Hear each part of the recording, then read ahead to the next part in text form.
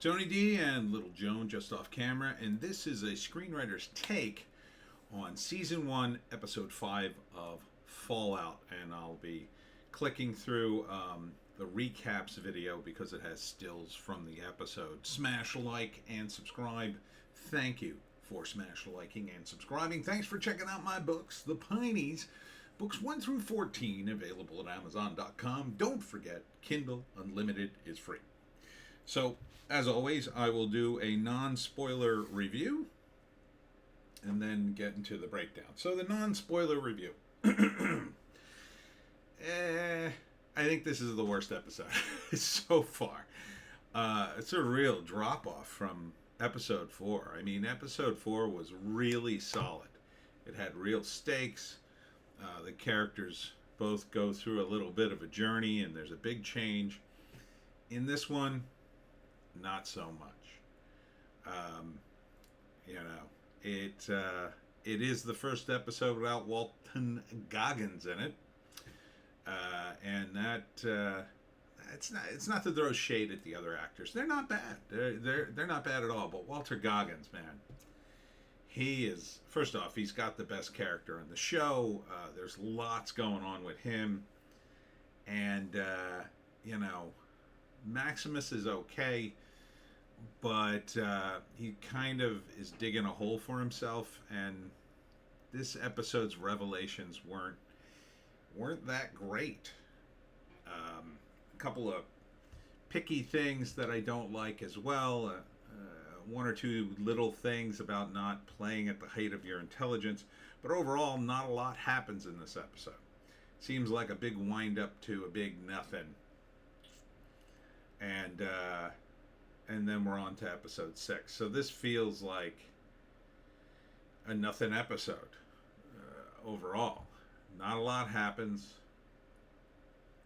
It was a lot of walking. Again, I was talking to people about the show online, and one of the things that may be hurting the show is the adherence to the game, because a game, again, is not a TV show. Not a TV show. So when you get the feeling like you're in the game, and you do get that feeling in this episode because people are just doing a lot of walking, that's not a good sign. That's not a TV show. A TV show is not a video game. In a TV show, everything happens for a reason and moves the narrative forward. Same thing in a movie. In a game, you can afford to go on little side treks and, look at bobbleheads or whatever. It doesn't matter. You're playing a game. You have all day to play the game. I mean, if you play video games, you know what I'm saying.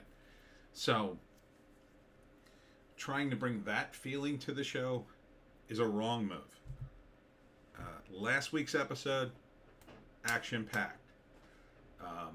It had real stakes. They moved forward. Things happened. There was an ending. There was a line that capped it, and you were out. This show, kind of like, oh, geez, we're so tired from doing a good episode. We thought we'd settle in and just kind of cruise, just kind of coast down the hill for this episode. I mean, you spend how much money on these episodes, and you're taking this long to tell us basically 2 or 3 things. Okay. So, yeah, this, out of all of them, I would say this is the worst episode because of that. It's not bad. It's not even paced slow. It just, there's not much to it. There's not even much to tell you. It's just a bridge to the next episode. And that is part of the problem, I think, with doing these episodes like this, because they're saving everything for the final episode. They're trying to build everything so it all pays off to some extent in the final episode, and then you're left with a big cliffhanger, so people go, oh, we need another season. By the way, it's already been renewed for season 2, as I expected, because 2 reasons. Number 1, the show is on Amazon, and Amazon hasn't had a lot of hits. I mean, Reacher is a hit. I don't think the Rings of Power is a hit, but they renewed it anyway. And this one is getting enough good feedback. I can't say it's all positive. It's about, it's a frustrating mix. It's people kind of like me. I'm seeing your comments and people are saying, yeah, it kind of sums up my feelings. I really want to like this show more. I think it could be better. But I do like a lot of it because, like me, you like the game. You like the world that the game takes place in. So it's hard, if you're a big fan of Fallout, not to like the show on some level, while at the same time, it's lacking. It's almost like, you got a good friend and they've written a book or they've done a cartoon or a comic book and they're showing it to you and they're so excited and you want to give them a good, yeah, this is great, I love it, and it's not that good, but you're just like, yeah. You know what I mean? Like, I want to love the show. I want every episode to be better than the next. It's just, it feels like, yeah, they made a Fallout show, but they kind of can't. On the one hand, they can't transcend the game to some extent. They're stuck in the game, and they think that's enough. It's not enough. You need a strong narrative here. Lucy, as a character, is getting better. I'm warming up to her a little bit. She's made some mistakes. She seems to have learned from some of them. Maximus gets a lot of screen time this episode. He's okay, but he's, like I said, he's digging a hole for himself. And then the only other real character in this is the Squire. And that's about it, really. All right. So I'd give it about, out of 10, I'd give it like a 2 out of 10. Just because it's not much to it. All right, let's get into the spoilers. So, starts out the Squire and Maximus having a good time. They're very excited. We haven't seen them since episode 3. We didn't see them at all in episode 4. So they're excited. Oh, we got the MacGuffin, the head, and we're going to go back to the Brotherhood of Steel. And then Squire, whatever his name is, I forget his name, says, oh, why don't you brand me? Because that's the thing the Squires do. They get branded by their knights. And so he brands them. First he says, oh, I'm kind of tired. And then he does it anyway. And then Maximus feels that they're such good friends, he decides he's going to tell him the truth. But here's the thing with that scene. Maximus doesn't do any kind of probing. He doesn't sort of test the waters to see how the Squire's going to react. And you could argue, well, he doesn't have those skills. He's not a very skilled guy. Those are real basic skills in a place like the Wasteland, and I'll tell you why. You don't have schools. You have to live on your instincts in a place like the Wasteland.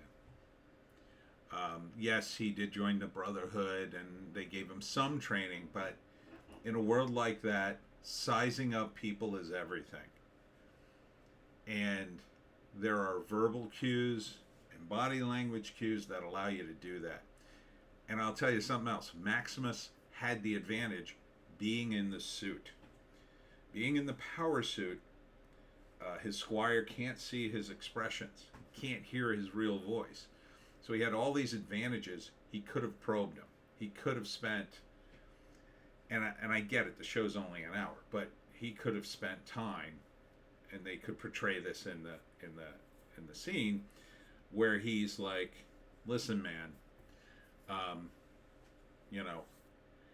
what would you think about a Squire that saved his knight's armor? Like, what if I died? Would you save the armor? And the Squire would say something. Well, of course I would. Of course I would save the armor. I'd have to. I mean, I tried to save you, but I would feel like a failure, and whatever. You want to get that sort of image in his head So when Maximus eventually reveals, what if I told you, what if I revealed to you that I didn't tell you all the truth when you showed up?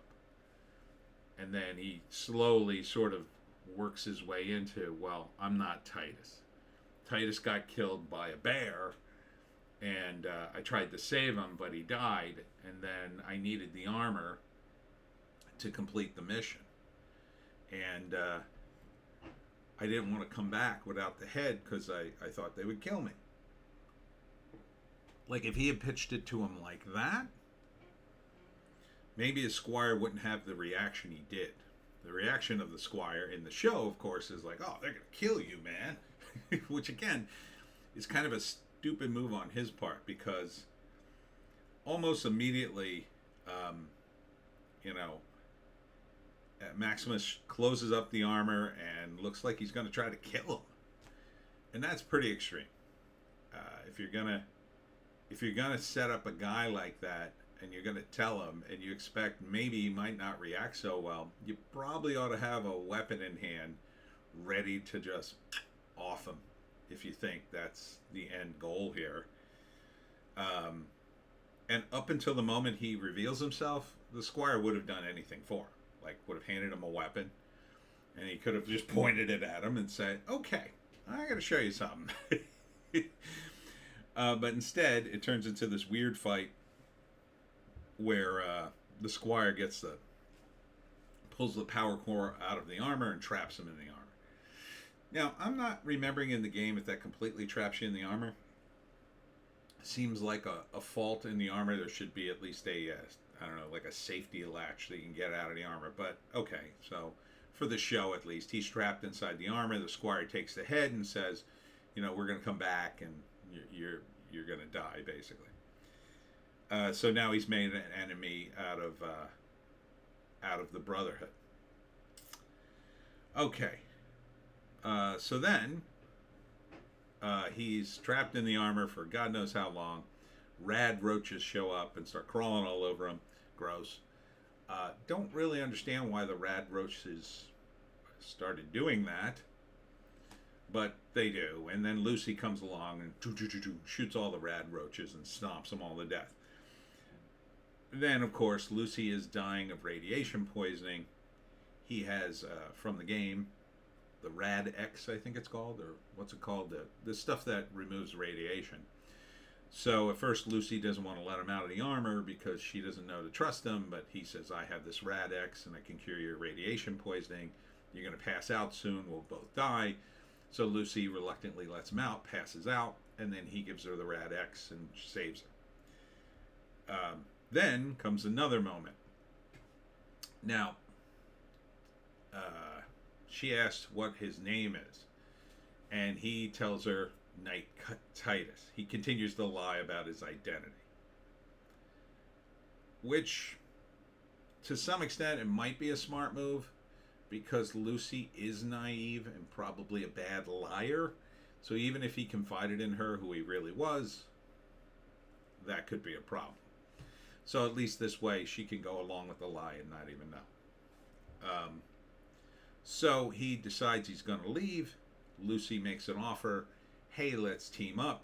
I can track the head.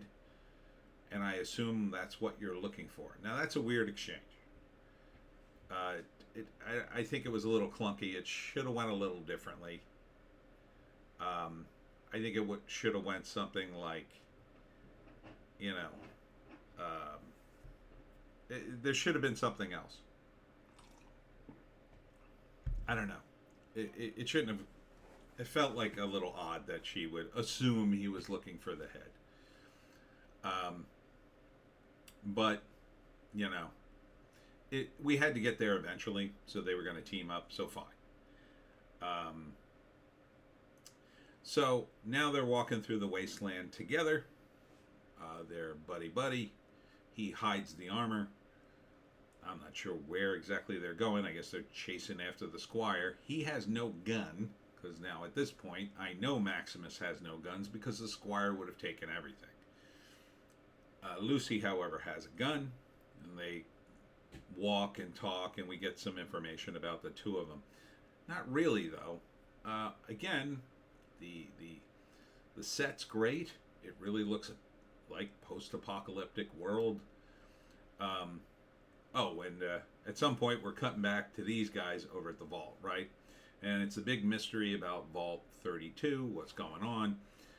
Her brother and what's his face, this guy, they discover more dead bodies, and they tried to cut their way into Vault 31. Okay? And they're trying to figure out, well, why did they try to cut their way into Vault 31? And there was a message in blood, something like, we know what's in the vault. We know what's in 31.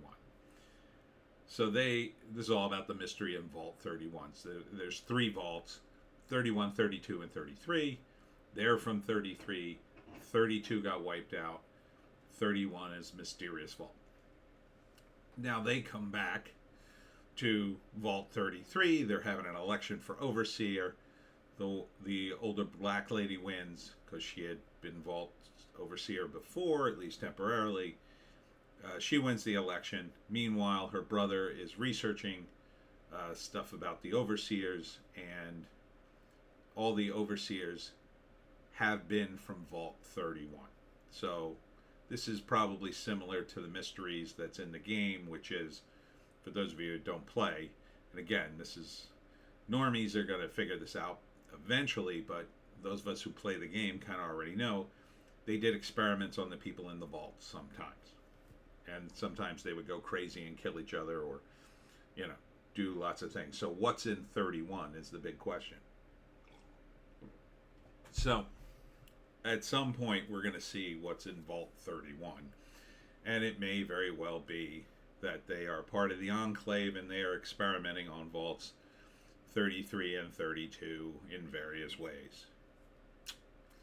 So, but we're getting a slow roll into that. I don't mind that so much. She's from Vault 31, and she says something kind of cryptic about what life was like in 31. And it was the same thing the little guy's father said to him, Kyle MacLachlan's character.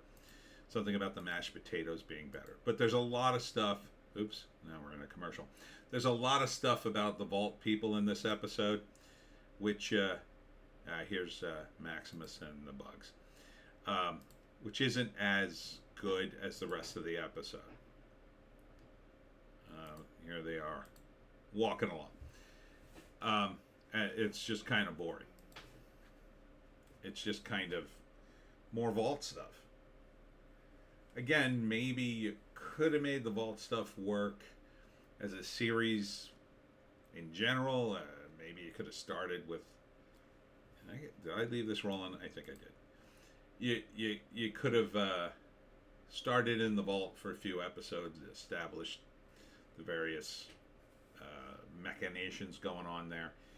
It's okay. It's not, but again, we don't get very far. We get a little more information. There's obviously something happening. Get to it. In the game, I could find out this stuff in a couple of game sessions. If I played the game for 6 hours, I'd go through 10 episodes. So I think it's moving too slow at this point. Here we have these two walking down the railroad tracks. They encounter 2 wastelanders. I think they're cannibals. And then they're passing on a bridge, and they agree to hold up their hands as they pass between. But they're all, the wastelanders are all messed up. And then Maximus is forced to kill him. He uses Lucy's gun to do it and gets shot in the process. Not really a big scene, but very typical in the game. Not a bad scene. Maximus is a good shot, so he's competent in this one. Lucy is just standing there going, ah! So, again, score 1 for the producers for not making it insanely woke and making Lucy solve every problem. Oh, another revelation is they go to Shady Corners or Shady Acres or whatever, and it's revealed to Lucy that the California Republic tried to rebuild society before people got out of the vaults, which that was a shock to her. It didn't work out, and there was a big crater in the ground where they blew everybody up. I guess the war was continuing. Maximus apparently lived there, and he survived the blast. And here's where it gets weird.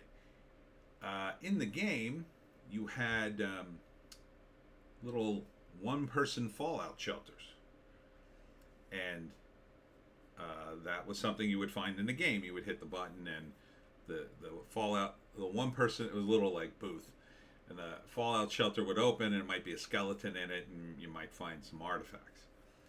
Some of those fallout shelters actually worked and saved people, and so they were open and they were empty. So it would have been very easy for the producers of this show to make it that Maximus was saved by one of these little mini fallout shelters. That would have made sense.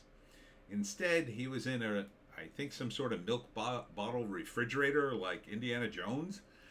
Yeah, that doesn't make as much sense.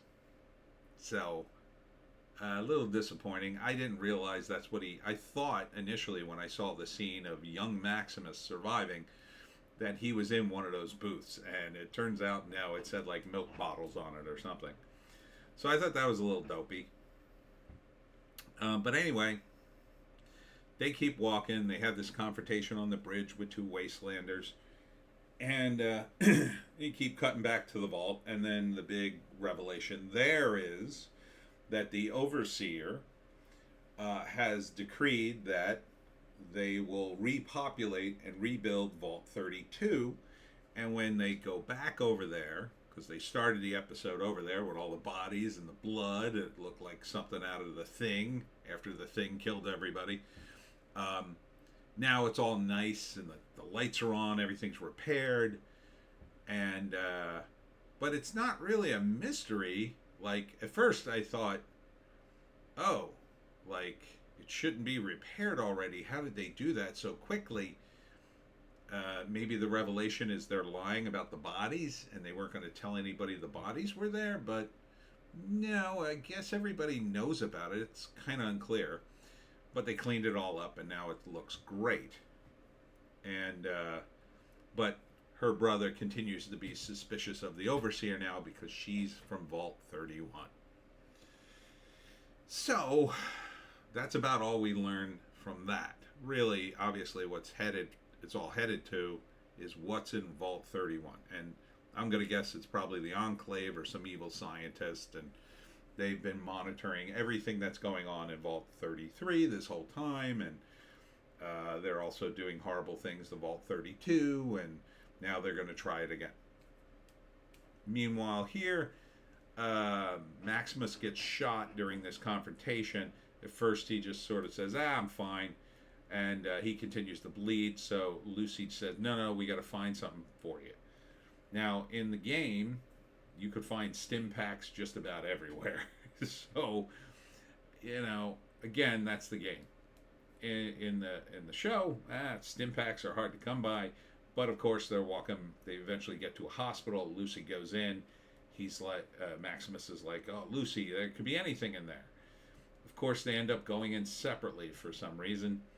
And Maximus gets tricked into a room that says medical supplies, and then he gets gassed and he goes down a shaft and wakes up next to Lucy. They're both on a cot kind of deal, and when they wake up, Lucy looks through the window and they're in another vault, possibly Vault 31. I don't know, or maybe not. This is, I think, when Chris Parnell comes in. Chris Parnell, I saw in one of the clips, plays like a Cyclops who's in the vault. So I don't know. But Lucy's very excited because now she's at home back in her vault. So that looks like a slightly better episode because now Lucy has learned some things on the surface, and she's got to deal with other vault dwellers who may be just as namby-pamby as the one she dealt with, but she's changed somewhat. She doesn't trust people as much. We'll see. But overall, It was kind of a long way to go just for that.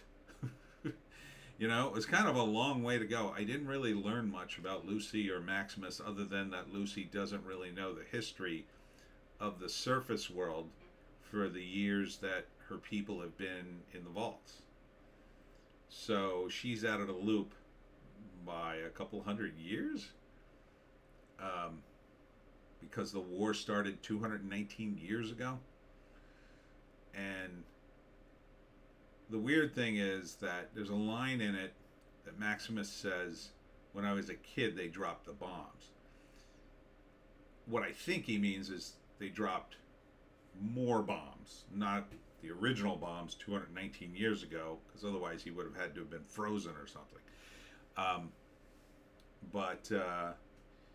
Yeah, so that was a little confusing. They're trying to give us some of the history, and I get that there's a lot of lore there, but the only part of it we really need to know, at least in this episode, that really, is what started the war 219. What started all this, right? Why is America like this? Because for normies, for all they know, when the war started, it started in the 1950s. Because you don't get to see much of that scene with Walter Goggins back in the regular, times before the war.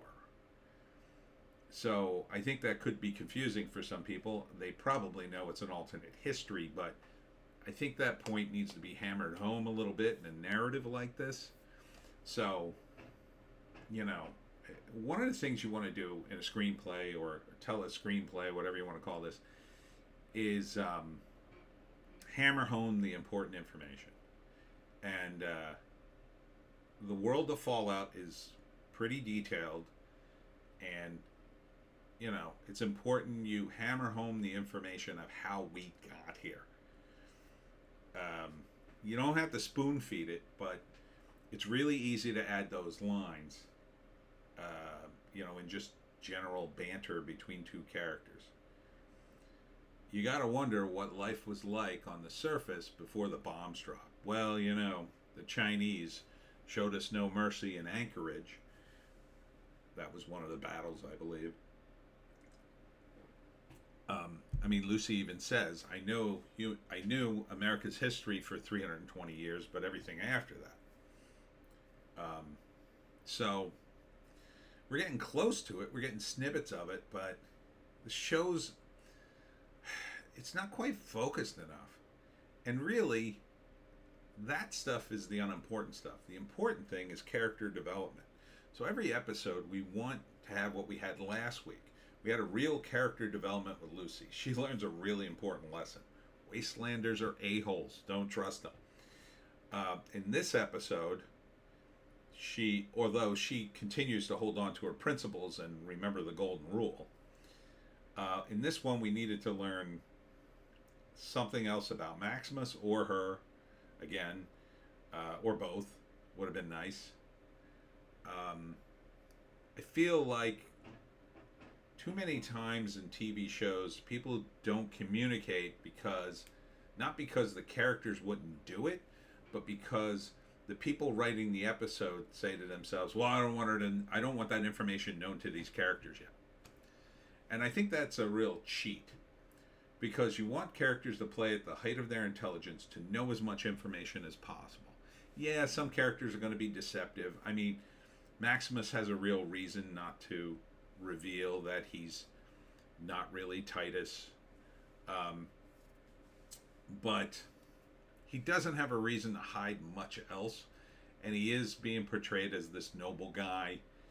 So, and Lucy is naive, and that seems to be established as being known in the show.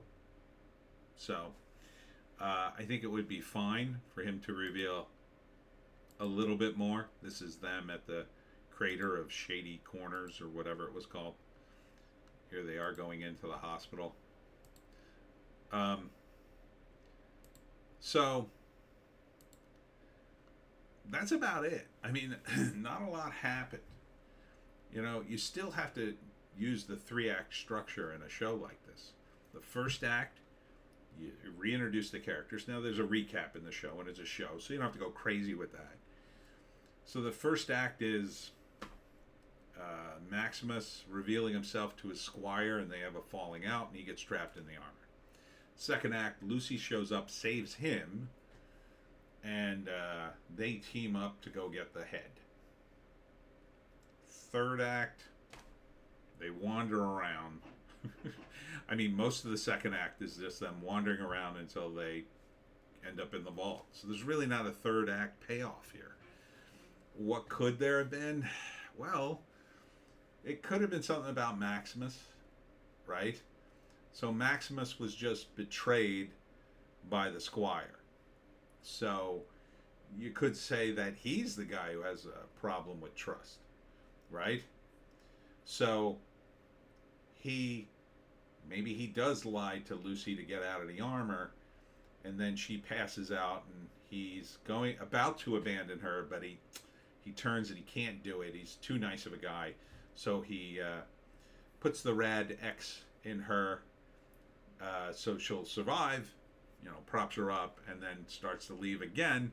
But unfortunately, the rad roaches are still around, so maybe he has to stomp on them or kill them or whatever. And now he feels like he can't leave until she wakes up, and then she wakes up, and then he's like, okay, are you okay? And she says, yes, thank you so much. And he's like, okay, I have to leave. I've got stuff to do. See ya. And she's like, wait. And now it's Lucy, her natural goodness. You just saved my life. I really want to help you. Maybe we could be a team. And he's like, I don't know about that. That kind of thing. And then it could be about him regaining trust in people again. And it could be the theme of the episode. And then the theme, the ending of it, the climax could be Lucy convinces him to go into the hospital to get the medical supplies they need. And they end up in that room, the little trap that they both fall into it. At first, he's like, Lucy, I don't want to go in here. And she's like, listen, we need to get you medical supplies. Trust me, it's going to be fine. And they go in, they get into the trap, they wake up, and he's like, see, Lucy, you caught us in a trap. I knew I shouldn't have trusted you. And she gets up and looks out the window and sees that they're in a vault. And she goes, now you have nothing to worry about. We're in the best place in the world. We're in a vault. See, I told you could trust me. And to some extent, she's right. And that could be, that's not much of a payoff, but it's something. Or you could have just, the confrontation on the bridge is really nothing. Really doesn't establish much. All it establishes is something we already know, which is wastelanders are a-holes. So when, and it's even weird that Lucy gets mad, gets a little upset that Maximus kills them, because she started the episode being very mistrusting, and she just had this experience with the ghoul in the supermarket in the previous episode, better episode, and so you'd think she'd be like a little more wary, even though she just teamed up with Maximus. But he does help her. He does cure her radiation poisoning. So I don't know.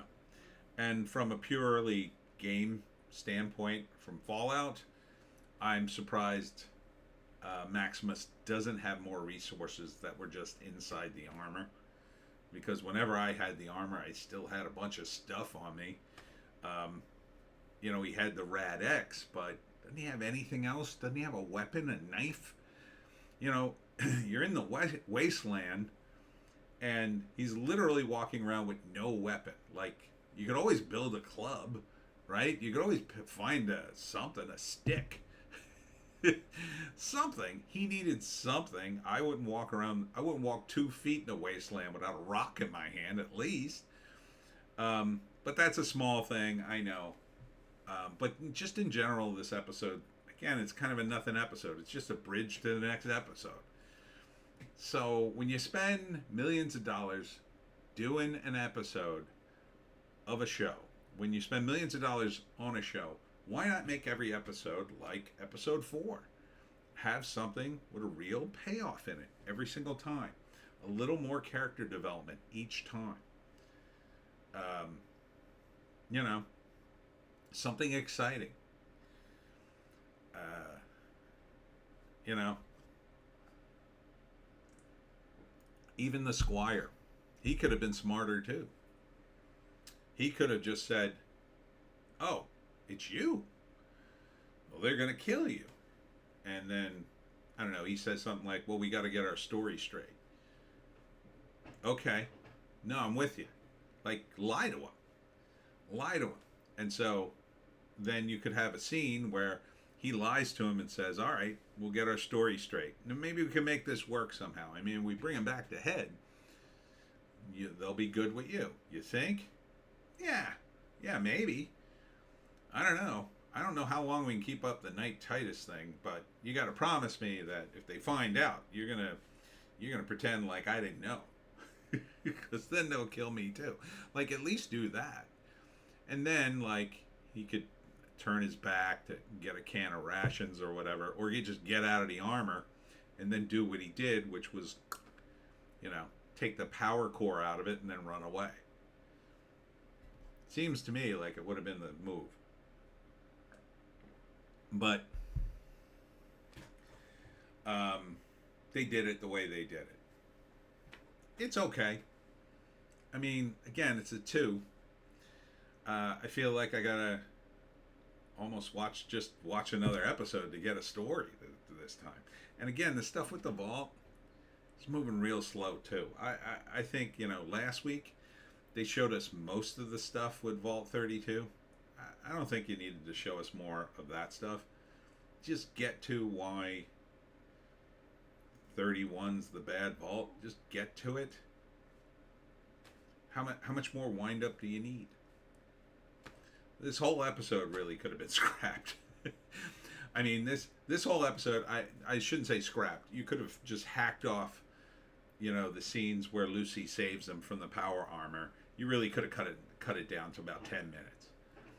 Yeah, like the first half of the show, Maximus and the Squire celebrating. The Squire betrays him, leaves. Lucy shows up, saves them. They continue on. Get to the vault. Get right to the vault and start the vault episode, whatever's happening next week. A lot of wasted time. Again, for like a show like Game of Thrones, remember how long it took to travel in the early episodes of Game of Thrones? That worked for that show. There was all sorts of court intrigue and things going on. For this, it's not working, even though that's realistic in the game. Do a lot of walking around in the game, doubling back to places, looking for stuff. But that's a game. I'm scrounging for stim packs and other weapons and bullets and stuff. I'm running back to the place where I'm selling them and then fixing my power armor or whatever. That's not a TV show. If you want to make that the TV show, well, then do that. At least it'll be like the game. At least I'll be like, oh yeah, you missed some bottle caps. Go back and get those. That's another thing too. I'm not seeing too many bottle caps. Should have been a scene where somebody finds some bottle caps, because that's currency in the game and in the show. They're everywhere in the waste. Come on, somebody's got to have some damn bottle caps. Those guys in the supermarket last episode should have had some. Anyhow, that's it for me, Tony D, and Little Joan, who's very squirmy and wants me to pet her just off camera. I guess I'm going to finish this thing. I'm in episode 5. I was warned. It was a bit of a drop-off here. I didn't think it was that bad, though. At least it's not woke, I'll say. Maximus did the heavy lifting in this show. He is more competent as a warrior than Lucy, seemingly so. And that was good, and that made sense. So that much of it, good. Good on them for actually not making this relentlessly woke. So, the show grew on me last week, or last episode, I'll say. This episode, okay. I guess I'm waiting until next episode 6. Alright. That's it. We'll see you in the next one.